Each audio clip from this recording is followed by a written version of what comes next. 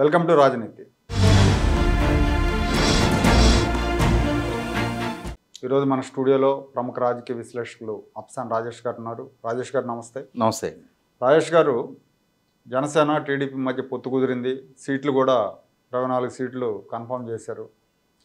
మొత్తం దాదాపుగా ఎక్కడ కూడా అంటే ఎక్కడన్నా అడపాదడప 1-2 మినహా మిగతా అన్ని చోట్ల కూడా సాఫీగా వెళ్ళిపోతుంది. ఈ టైంలో ఆయన చేగొండి హరిరామ్ జోగయ్య గారు మళ్ళీ ఏదో లేఖలు మొదలు పెట్టేశారు. ఆయన ఏంటంటే అధికారంలో వాటా కావాలంటాడు, పవన్ కళ్యాణ్ రాజీ పడ్డాడేమో అంటాడు, కాపులకు సాధికారత కావాలంటాడు. ఏంటి అసలు ఆయన ఉద్దేశం అంటే, ఒక వర్షన్ ఏంటంటే అసలు ఆయన్ని వైసీపీనే ప్రేరేపించి రాయిస్తుంది అనేది కూడా ఒకటి ఉంది. ఈయన లేఖల్ని మీరు ఎలా చూస్తున్నారు? చేగొండి హరిరామ్ జోగయ్య గారు ఒకసారి మనం గతం గుర్తు చేసుకుంటే, ప్రజారాజ్యం పార్టీ ఆవిర్భావం జరిగిన తర్వాత చిరంజీవి గారు పాలకొల్లులో పోటీ చేసిన సందర్భంగా ఆ పాలకొల్లు నియోజకవర్గ బాధ్యతలు చూసింది హరిరామ్ జోగయ్య గారే. ఒక రకంగా మనం గమనించుకుంటే ఎవరు ఒప్పుకోకపోయినా ఎన్టీ రామారావు గారి తర్వాత అంతటి ప్రజాకర్షణ కలిగిన నటుడు చిరంజీవి గారు.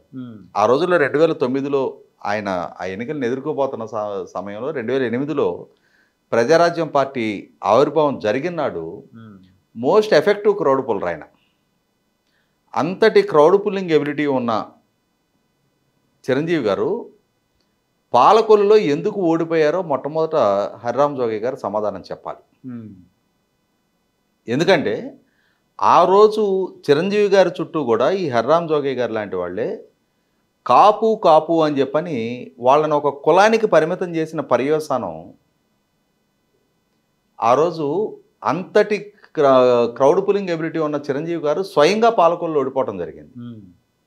అంటే మిగతా కులాలన్నీ వ్యతిరేకించినాయి. డెఫినెట్గా జరుగుద్ది. ఎప్పుడైతే వాళ్ళని అందరివాడుగా కాకుండా కొందరివాడుగా పరిమితం చేస్తారో, ఇవాళ ఇప్పుడు పవన్ కళ్యాణ్ కూడా అదే చేస్తున్నాడు. ఈయన అంత కాపులకి పవన్ కళ్యాణ్కి ముడిపెట్టి లేఖలు రాస్తున్నాడు. అవును, దాని మూలంగా పవన్కి నష్టమే కదా జరిగేది. ఇవాళ చిరంజీవి గారి వ్యక్తిత్వం బాగాలేదనో, చిరంజీవి గారికి ప్రజాకర్షణ లేదనో ఆయన ఓడిపోలా. ఆయన్ని ఎప్పుడైతే ఒక కులానికి పరిమితం చేశారో దాని పర్యవసానం మిగిలిన కులాలు దూరం జరుగుతాయి. అంతేగా. ఇవాళ మనం తెలంగాణలో చాలా సందర్భాల్లో మందాకృష్ణ మాది గారిని చూస్తూ ఉంటాం. ఆయన ఎటువంటి అనుమానం లేదు, ఆయన నిత్య పోరాట యోధుడు. తను అనుకున్న లక్ష్యం దిశగా అలుపెరగని పోరాటం చేస్తూనే ఉన్నాడు ఆయన. అంతటి ప్రజా పోరాటాల్లో నిమగ్నమై ఉండే ఆయన్ని కూడా ఎన్నికల రంగంలో ఎందుకు ఫెయిల్ అవుతా ఉన్నాడు?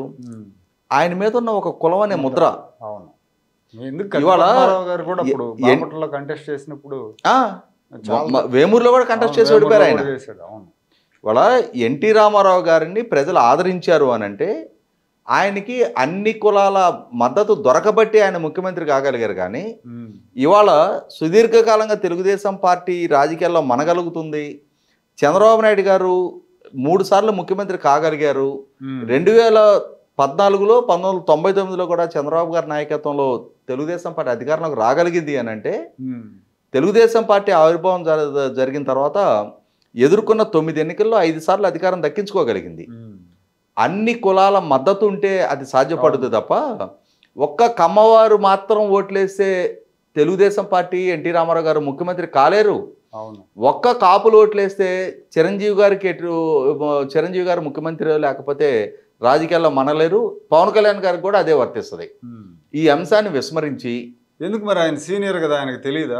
ఆయన నిత్యం ఇప్పుడు ఆయన కులం మీద అభిమానం ఉండటం ఎవరు తప్పు పట్టరు. ఆయన కులానికి రాజ్యాధికారం రావాలని కోరుకోవటాన్ని తప్పు పట్టరు. కానీ దానికి మార్గం నాయకుడిని కులానికి పరిమితం చేయటం కాదు. ఒకరోజు ఏబిఎన్ డిజిటల్లో హరిరామ్ జోగయ్య గారు నేను ప్యానల్లో ఉన్నాం. నేను ఆయనకి ఓపెన్గా చెప్పా, పెద్దాయన మీరు ఒకరోజు మీరే నియోజకవర్గ బాధ్యుడిగా ఉండి చిరంజీవి గారిని గెలిపించుకోలేకపోయారు. ఇవాళ పవన్ కళ్యాణ్ గారు ఆయన తాపత్రం ఆయన పడతా ఉన్నారు. ఆయన 3000 మంది రైతులకి ఆత్మహత్య చేసుకున్న రైతు కుటుంబాలను ఆదుకున్నారు. ఆయనకు తోచిన సహాయం చేశారు. 3000 మంది రైతుల్ని ఎంపిక చేసుకున్నారు ఆయన, 3000 మంది కాపుల్ని ఎంపిక చేసుకున్నారా అని అడిగా. లేదబ్బాయి రైతుల్ని ఎంపిక చేసుకున్నారు. మరి ఆయన సహాయం పొందిన రైతు కుటుంబాలైనా ఆయన పట్ల విశ్వాసం ప్రకటించాలి కదా. మీరు కాపు అని చెప్పిన ఒక గిరిగీసిన పర్యవసానం ఆ 3000 మందిలో కాపుల వరకు ఎంతమంది ఉండుంటారు? ఆయన అది ఆలోచించుకోలేదు కదా. రాష్ట్రం మొత్తం రైతు కుటుంబాలకు ఆయన సహాయం చేయాలని చెప్పని ఆయన రెక్కల కష్టంతో సంపాదించుకున్న డబ్బులు 30 కోట్ల రూపాయలు ఖర్చు పెట్టి సహాయం చేశారు. ఆ స్థాయిలో ఆయన ఉండనివ్వండి. మీరు ఎందుకు ఒక కులానికి పరిమితం చేసే ప్రయత్నం చేస్తున్నారు? మీరు ఇంకొక చిరంజీవిని లాగా తయారు చేయకండి ఆయన్ని. అంటే ఏమన్నారు అంటే అదేంటి అబ్బాయి అట్లా అంటావు? అతను మొత్తం చుట్టూ రెడ్లను పెట్టేసుకొని అన్ని పదవులు రెడ్లు కట్టబెట్టుకుంటే రెడ్డి రాజ్యం కాదు, కానీ మేం కాపులం పూనుకుంటే కాపు సేన అవుద్దా అన్నాడు. అదే అవుతుంది. ఇవాళ మీరు ఒక వాస్తవం గుర్తెరగండి. అనకాపల్లిలో అల్లరవింద్ గారు ఓడిపోయారు, నరసాపురంలో నాగబాబు గారు ఓడిపోయారు, పాలకొల్లులో చిరంజీవి గారు ఓడిపోయారు, భీమవరం గాజువాకలో పవన్ కళ్యాణ్ గారు ఓడిపోయారు.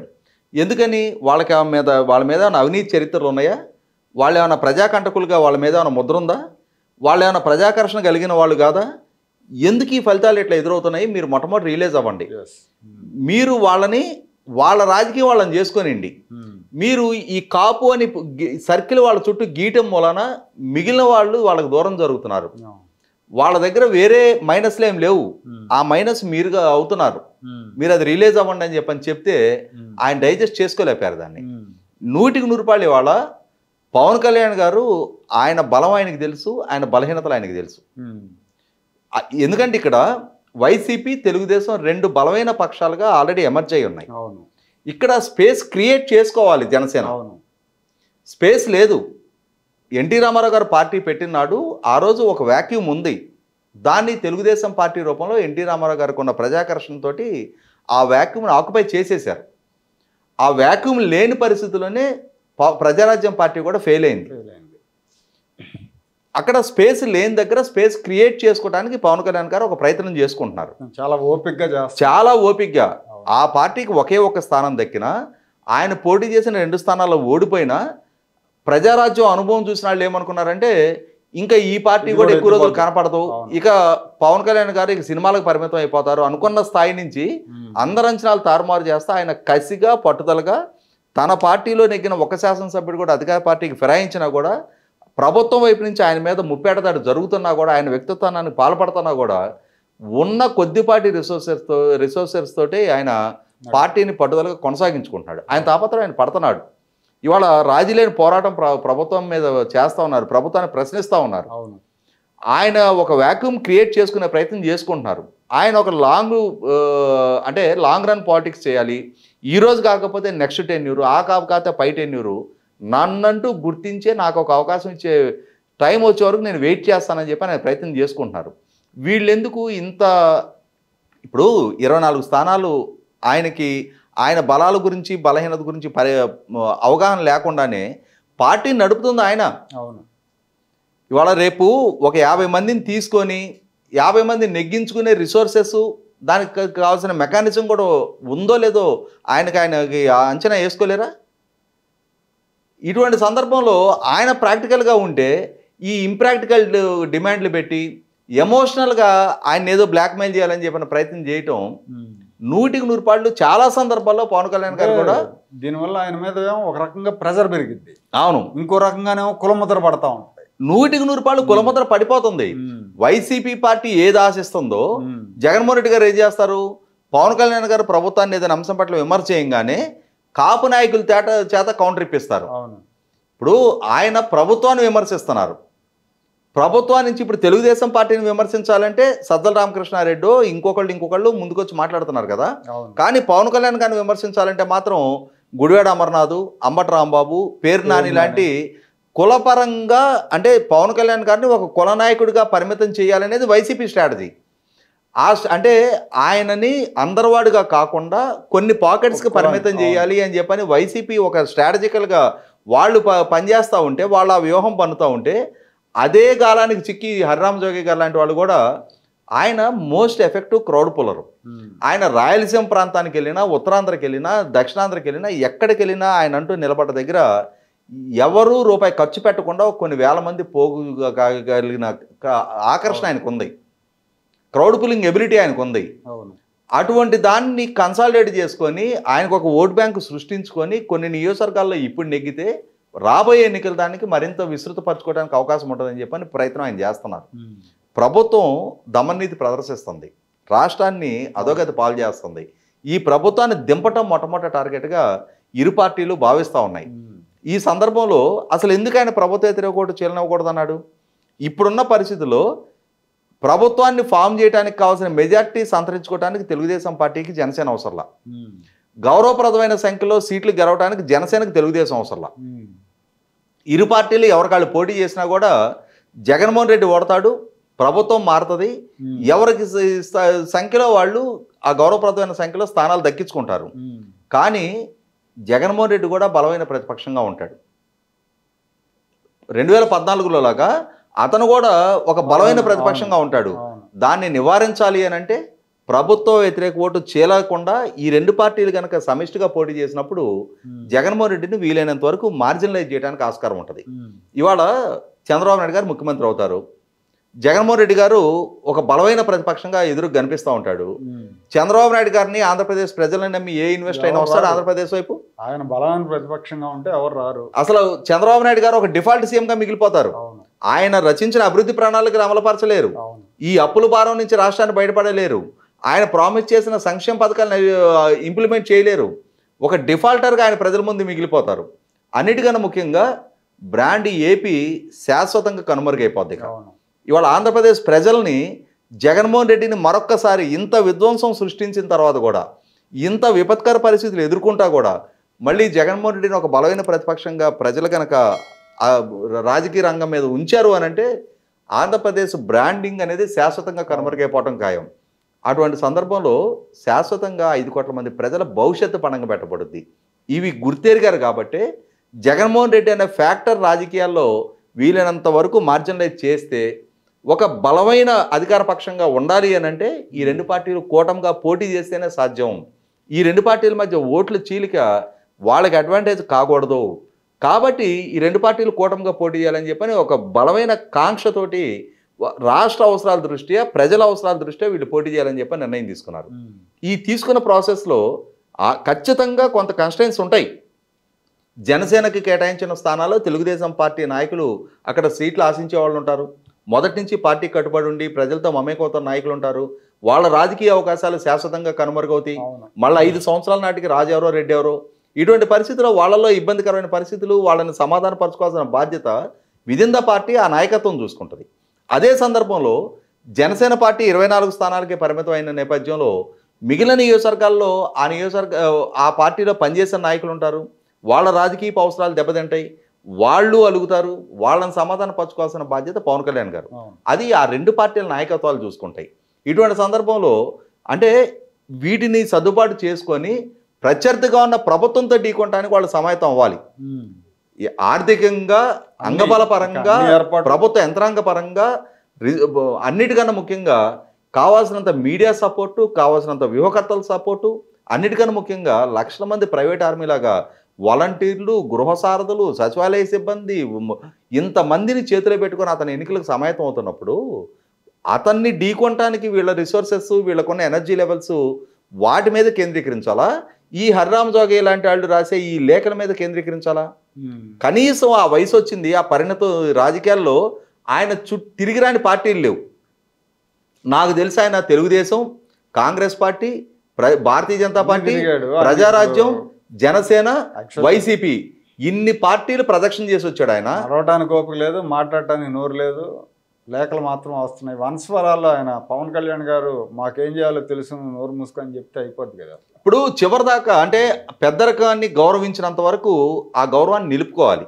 ఆ నిలుపుకోకుండా ఈ చికాకులు సృష్టిస్తా ఈ బెదిరింపు ధోరణి 29వ తారీఖు దాకా వేచి చూస్తా నేను, మీరు సభా వేదిక నుంచి ఒక స్పష్టత ఇవ్వాలి అంటే ఈయన ఎజెండా ఫిక్స్ చేస్తే దాన్ని రాజకీయ పార్టీలు ఫాలో అవుతాయా? ఆయన నేను ఇందాక అడిగింది అదే. మీకంత సీన్ ఉంటే చిరంజీవి గారిని ఎందుకు ఓడించారు? పాలకొల్లులో, భీమవరంలో పవన్ కళ్యాణ్ గారిని ఎందుకు ఓడించారు? గాజువాకలు ఎందుకు ఓడించారు? ఇవాళ మీరు ఈ ఎజెండాలు ఫిక్స్ చేసే అంతటి సామర్థ్యమే మీకుంటే అసలు ఆ ఓటములు వాళ్ళకి ఎందుకు ఎదురైనాయి? వాళ్ళకి వాళ్ళ మీద వాళ్ళకి ప్రజల్లో వ్యతిరేకత సృష్టించబడింది. వాళ్ళకేం రాజకీయ నేపథ్యం లేదు, వాళ్ళేం కుంభకోణాలు చేయలే. వ్యక్తిగతంగా కూడా వాళ్ళ మీద ఇదేం లేదు. నేను అదే చెప్తున్నా, వాళ్ళేమి అంతకుముందు పదవులు చేయలే, వాళ్ళేమో అంతకుముందు కుంభకోణాలు చేయలే, వాళ్ళేం భూ ఆక్రమణలో లేకపోతే ప్రజలకి ద్రోహం చేయలే. అయినా సరే ఫ్రెష్గా వచ్చి కూడా ప్రజల మ్యాండేట్ పొందలేకపోయారు అని అంటే ఇటువంటి వాళ్ళ అత్యుత్సాహ ప్రదర్శన కారణం.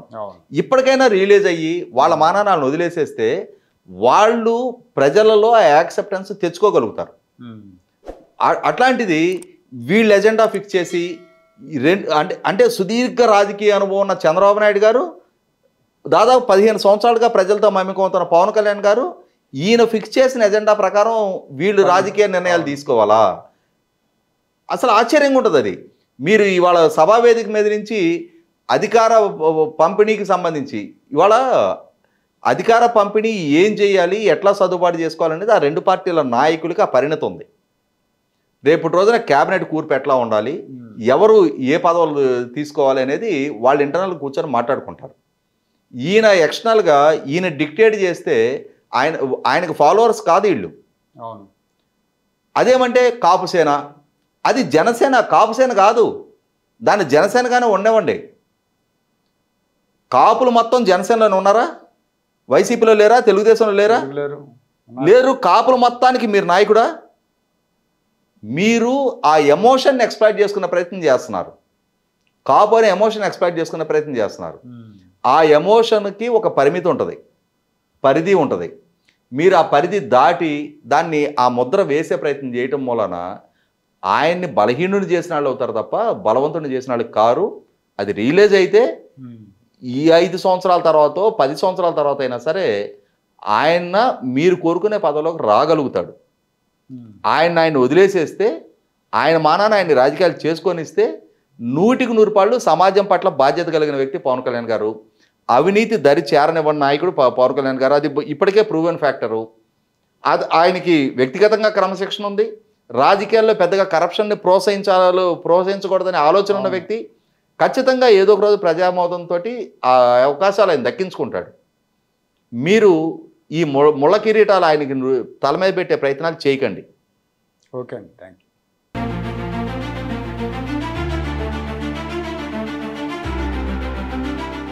Like, share and subscribe to Rajaniti channel.